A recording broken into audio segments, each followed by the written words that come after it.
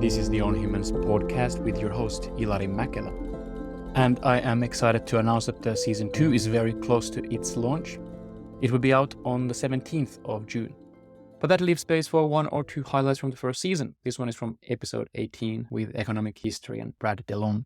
Delong is the author of Slouching Towards Utopia, the economic history of the long 20th century.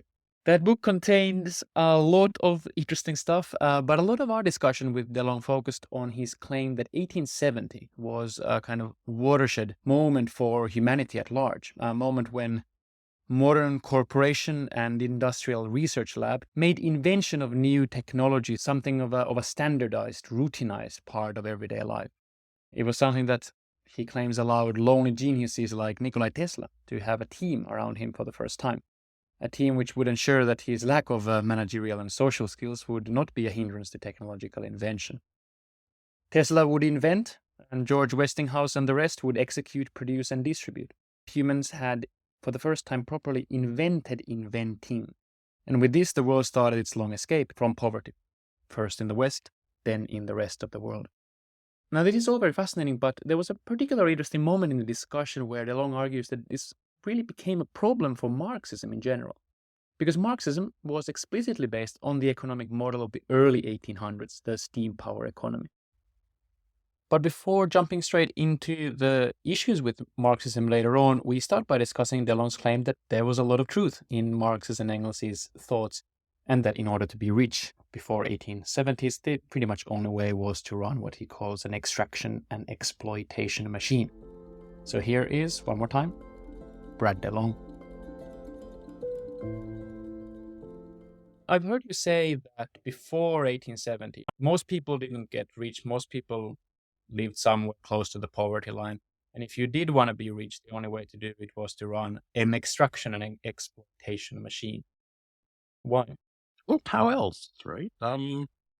Maybe if you have a better idea for a water pump, you can build one for yourself.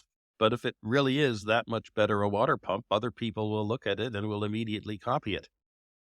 And so you won't be able to sell your services as a water pumper and as a maker of water pump for very much. And in addition, if you do start a very profitable, commercial industrial enterprise with some kind of trade secrets for how to make textiles actually better than anyone else in the neighborhood, well, you then become a very soft target. In a world in which your property rights are very entangled with jurisdiction, in the sense that the rich are usually the judges, as well.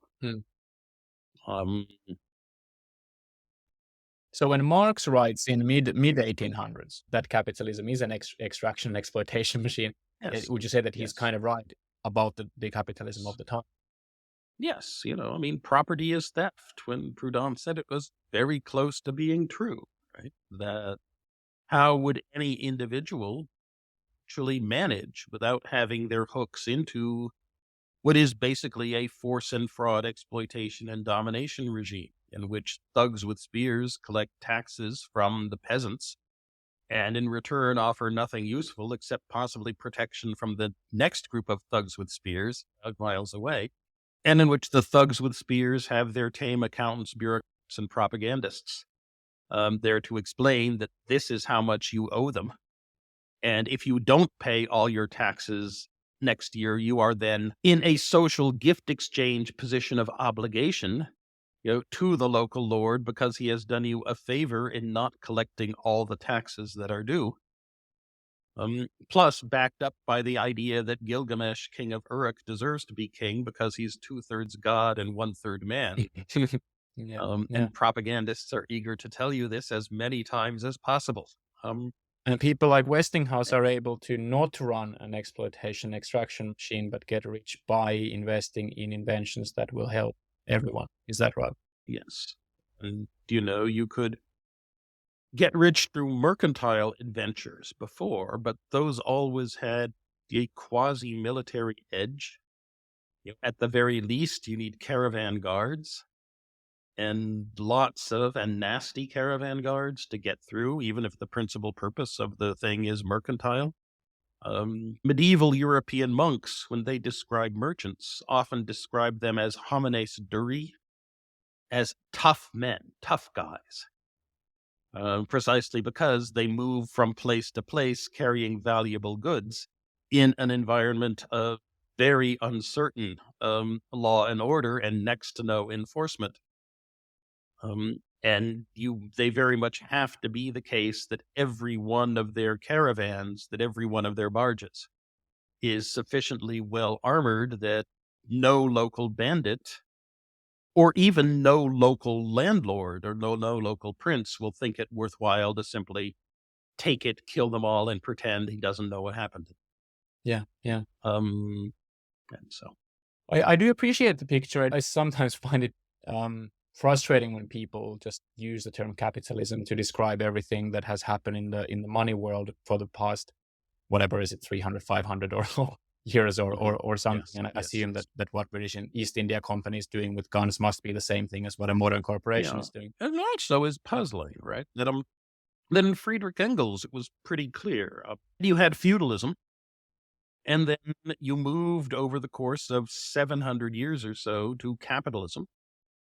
And, feudalism taught hierarchy and respect God and stay in your place. And your life is very much like of your grandparents. And, you have obligations to everyone else, and some of them have obligations to you, and society is static. And then Engels said by 1700, we moved to better technologies, craft and mercantile technologies, commercial society, in which you were probably a free person and you had to find a place in a network economy, and find someone to buy things from and someone to sell things to, usually to sell your labor to. And you were an individual with rights who entered into contracts with others and was formally free, and so should probably have some say in the government as well. But that somehow the market prices at which you, if you were lower class, could trade were not very advantageous to you and you stayed poor. And, the system told you it was your fault because you weren't sufficiently industrious. But actually, that's not the case. It was that commercial society capitalism was an extraction machine, just like feudalism, but one where the extraction was kind of hidden behind the fiction that we were just trading things when the system had rigged the prices at which they were trading. And then Engels said, here we are now moving into steam power. And it's obvious that production is social, that we're all playing an essential role in something much, much bigger than ourselves, which is our collective knowledge and our collective organization. And it is that which is productive and which deserves to own what is produced, since none of us individuals are essential at all for any piece of it. And so, since we're all humans together, since we all have this incredibly complicated division of labor, since only the division of labor itself is valuable, and since we're all human, well, we should all dress in identical blue denim overalls, call each other comrade, and share things equally, and have a free society of associated producers where we rotate through the administrative jobs. Because after all, capitalism has simplified the administrative jobs so much that all you have to do to them is know how to add, subtract, multiply, divide, and issue receipts. And that was what Engels said would be the shift from feudalism to capitalism to socialism. And that it would be the form of the technology of the steam power age that would teach people that socialism was the obvious thing to do, just as it was the network commercial trading economy of the capitalist age that had taught people that, market economies and private property were the things to do. The problem is it didn't stop with steam power. The extremely large industrial working class, all doing very similar jobs side by side because you have to work near the steam engine, which is the source of power. That society then dissolved during the second industrial revolution into a much more fragmented and diverse one in which different industrial interests were fighting over the surplus against each other, rather than it being that everyone was a worker subject to the steam engine or a capitalist. And was it more diversified partially because of Tesla and electricity allowing transfer of power? Yes, the coming of the technologies of the coming of the oil age, of the electricity age, of the chemicals age, Hmm. that all of a sudden it was no longer as obvious to people that they were just one worker among many. They might be skilled workers who were in this particular industry. And so that their principal thing possibly disadvantaging them was not that the bosses were in control, but rather that their sector did not get sufficient respect. And in fact, it had a tariff adverse to it imposed on. But then from the second industrial revolution economy, we moved on to the mass production economy, which is a different thing too, but which underpinned a great deal of the rise of social democracy. But then the mass production economy was succeeded by the global value chain economy, and now it looks like we're headed into the info-biotech economy.